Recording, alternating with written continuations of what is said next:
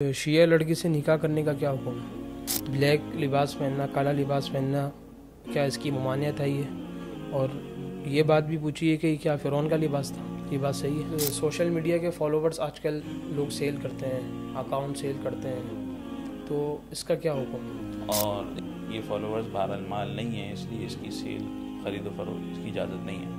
Drop shipping کے بارے میں پوچھا ہے کہ ڈراپ شپنگ حلال ہے یا حرام؟ جیسے کہ آج کل مروجہ ہے کہ اپنے پاس کوئی چیز نہیں ہوتی، وہاں سے کال کری، وہاں سے کسٹمر کے گھر پہنچوا دی، تو اس کا کیا ہے؟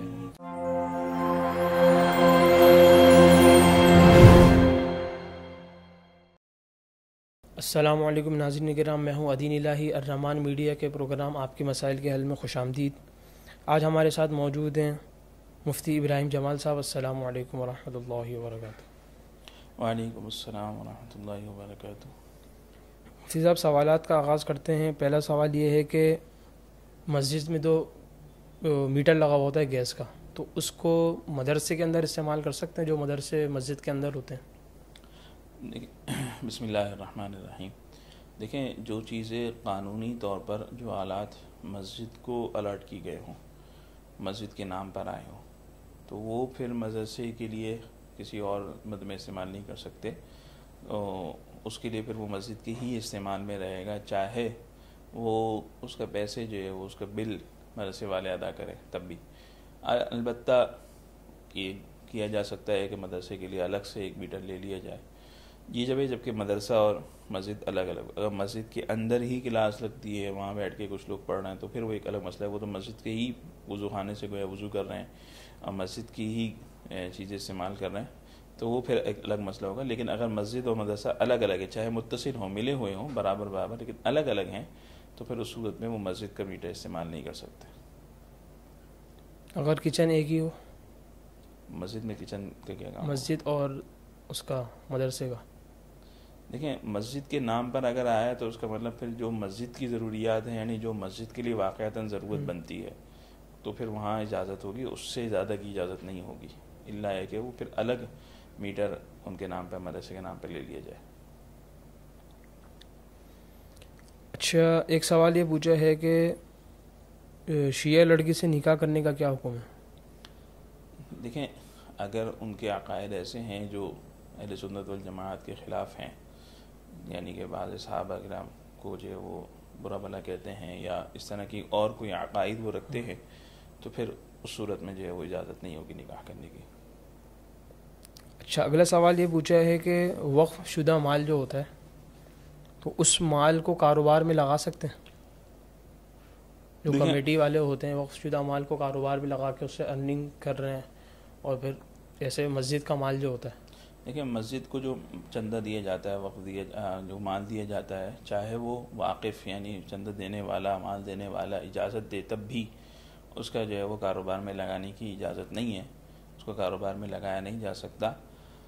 اور اس میں کیونکہ مسجد کو جو ہے وہ حکم یہی ہے شریعت اعتبار سے کہ بھئی جتنی ضرورت ہے اتنا چندہ کیا جائے۔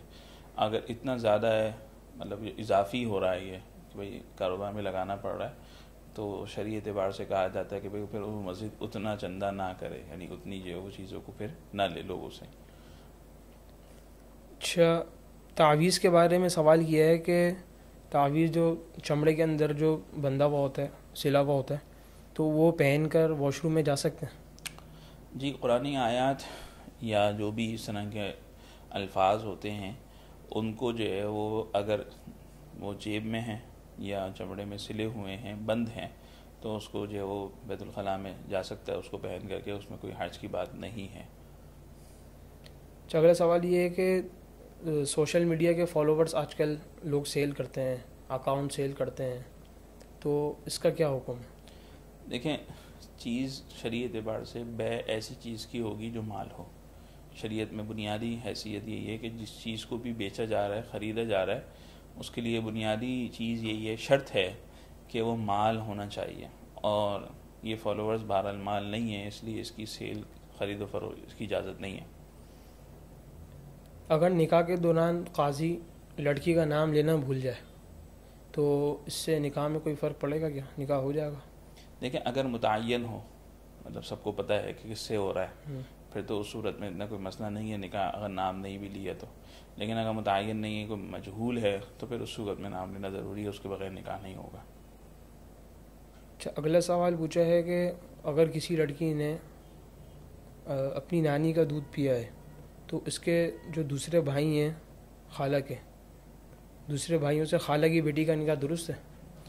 دیکھیں، اگر جس طرح سگا ماموں ہوتا ہے اس سے نکاح کی اجازت نہیں ہوتی، اسی طرح رضاعی ماموں بن گیا گویا کہ یہ شخص جس نے جو ہے وہ اپنی نانی کا دودھ پیا ہے تو یہ رضاعی ماموں کہلائے گا، اور اس سے بھی جو ہے وہ بھانجی کا نکاح جائز نہیں ہے. البتہ اس کے دیگر بھائی اور اس کی جو ہے وہ خالہ کی جو ہے وہ کیا ہے جی دیگر جو بھائی ہیں اس کے، ان کا کوئی رشتہ نہیں ہے، وہ کوئی بھانجی نہیں بنتی ان کے لیے، تو اس کا جو ہے وہ کوئی حرج کی بات نہیں ہے، وہ آپس میں نکاح کر سکتے ہیں، رشتہ کر سکتے ہیں.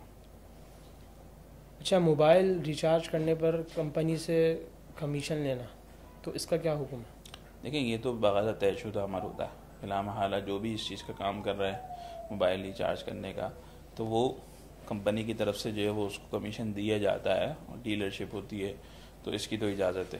البتہ مسئلہ یہاں پہ ایک آتا ہے کہ اضافی پیسے لینا، کہ مثلا 100 روپے کا بیلنس ڈلوانے پہ بعض لوگ کہتے ہیں جی ہم 98 روپے کا ڈالیں گے. اب اس پہ 98 روپے بھی کمیشن وہ لے رہے ہوتے ہیں، لیکن وہ کہتے ہیں کہ جی ہمیں جو کمیشن مل رہا ہے وہ بہت تھوڑا سا ہوتا ہے، تو اس لیے ہم آپ سے اضافی چارجز لیں گے. تو اس کی اجازت نہیں دی علماء نے. اگر کمپنی کی طرف سے چونکہ اجازت نہیں ہوتی اس چیز کی، کمپنی منع کرتی ہے، بلکہ اگر کسی کے متعلق معلوم ہو جائے کہ یہ اضافی پیسے لیتا ہے تو اس کی کینسل، وہ اس کو جو ہے وہ اپنے ڈیلرشپ سے ہٹا دیتے ہیں، اپنے ایجنٹ سے ہٹا دیتے ہیں. تو پھر اس کی اجازت نہیں ہے، کیونکہ وہ ایک کمپنی کا نمائندہ ہے، گویا کمپنی کا وکیل ہے، اور کمپنی اس کو اس کے کمیشن دے رہی ہے. تو وکیل کے لیے، نمائندے کے لیے اضافی پیسے لینے کی اجازت نہیں ہوا کرتی. اچھا، کسی شخص نے اگر 1 مہینے کے روزے رکھنے کی نظر مانی کہ میں 1 مہینے کا، اگر کوئی شخص ایسا کہہ رہا ہے کہ میں 1 مہینے روزہ رکھوں گا، تو اس کو مسلسل روزے رکھنے ہوں گے یا وہ 30 روزے رکھ لے، پہلے 1 دن چھوڑ کے رکھے، اس طرح کر سکتا ہے؟ دیکھیں، اگر اس نے اس طرح کے الفاظ کہیں کہ میں 1 مہینے کے روزے رکھوں گا، پھر تو مسلسل روزے رکھنے پڑیں گے. پھر تو درمیان میں اگر چھوڑا تو دوبارہ نئے سرے سے شروع کرنا پڑے گا. ٹھیک ہے. اور اگر ایسا نہیں ہے، اس نے بس یوں کہا ہے کہ میں 30 دن روزے رکھوں گا الگ الگ، تو اس صورت میں صراحت کی ہے تو پھر تو وہ بہت اچھی بات ہے. یا الفاظ ایسے استعمال کیے جس میں مہینے کا لفظ گویا اس نے استعمال نہیں کیا، تو اس صورت میں پھر الگ الگ رکھ سکتا ہے. اگر مہینے کا لفظ یوں کہا کہ میں 1 مہینے کے روزے رکھنے کی نظر مانتا ہوں، تو پھر اس صورت میں مسلسل روزے رکھنے پڑیں گے، اس میں درمیان میں چھوڑنے کی اجازت نہیں ہوگی. اچھا، ڈراپ شپنگ کے بارے میں پوچھا ہے کہ ڈراپ شپنگ حلال ہے یا حرام؟ جیسے کہ آج کل مروجہ ہے کہ اپنے پاس کوئی چیز نہیں ہوتی، وہاں سے کال کری، وہاں کسٹمر کے گھر پہنچوا دی، تو اس کا کیا ہے؟ دیکھیں، اس میں آسان وہ یہ کہ یہ جو ہوتا ہے نا، یہ وعدہ ہو. مطلب کوئی شخص جس کے پاس اپنی کوئی چیز موجود نہیں ہے، وہ سامنے کسٹمر کو یہ نہ کہے کہ میں نے بیچ دیا آپ کو یہ چیز، کیونکہ وہ خود اس کا مالک نہیں ہے. تو جس چیز کا مالک نہ ہو انسان، اس کے بیچنے کی اجازت نہیں ہوتی ہے. ہاں، وعدہ کر لے کہ ٹھیک ہے میں آپ تک یہ چیز پہنچاؤں گا، ٹھیک ہے یہ چیز آپ تک اتنے روپے میں پہنچ جائے گی، تو ٹھیک ہے، اس کی اجازت ہے، کوئی حرج کی بات نہیں ہے. پھر اس وقت میں پیچھے والے سے بات کر کے اور ڈائریکٹلی جو وہ پہنچوا دے تو اس میں کوئی حرج کی بات نہیں، کیونکہ جب پیچھے والے سے وہ خرید رہا ہے، خریدنے کے بعد گویا خود بخود اس کے زبان میں آ ہی گئی، اور پھر آگے جب چلی گئی تو ٹھیک ہے، اس کی اجازت ہو گئی.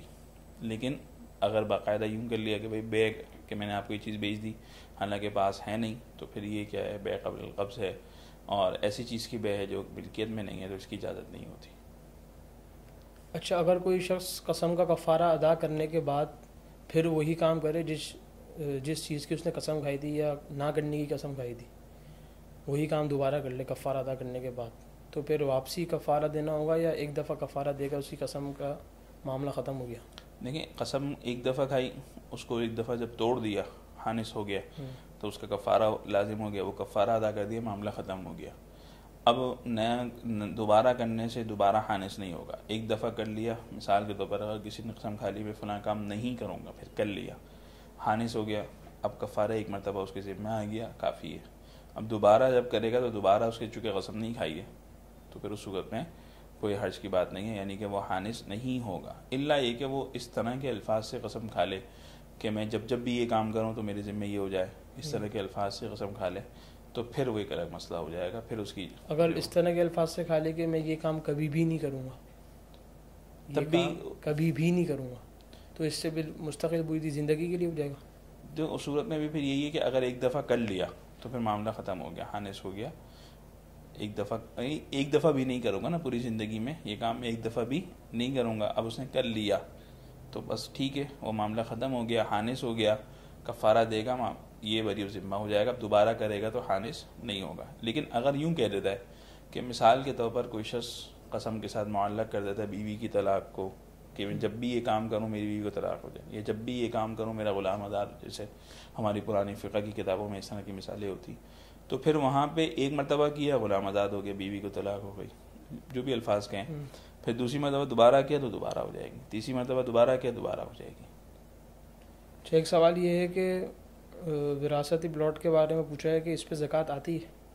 دیکھیں، جو چیز جب تک ملکیت میں نہ ہو اس وقت تک زکوٰۃ نہیں ہوتی ہے، چاہے وہ پلاٹ ہو وراثت کا یا کوئی اور چیز ہو. جب تک وہ ملکیت میں نہیں آئی ہے تو ابھی تک وہ کسی کی بھی ملکیت میں نہیں ہے، جب تک تقسیم نہیں ہوئی. ہاں، جب تقسیم ہو جائے تو پھر اس صورت میں جو ہے وہ پلاٹ ہے، رہائش کا ہے، خریدنے کے لیے سے نہیں آیا تو وہ تو اس پر تو ویسے بھی زکوٰۃ نہیں ہے. اور اگر کوئی اور چیز آئی ہے وراثت میں تقسیم ہونے کے بعد اور یہ شخص پہلے سے صاحب نصاب تھا تو یہ اس کے مال کے ساتھ مل جائے گی. جب اس کا سال پورا ہوتا تو اس رقم پہ بھی زکوٰۃ دے گا جو وراثت میں آئی ہے.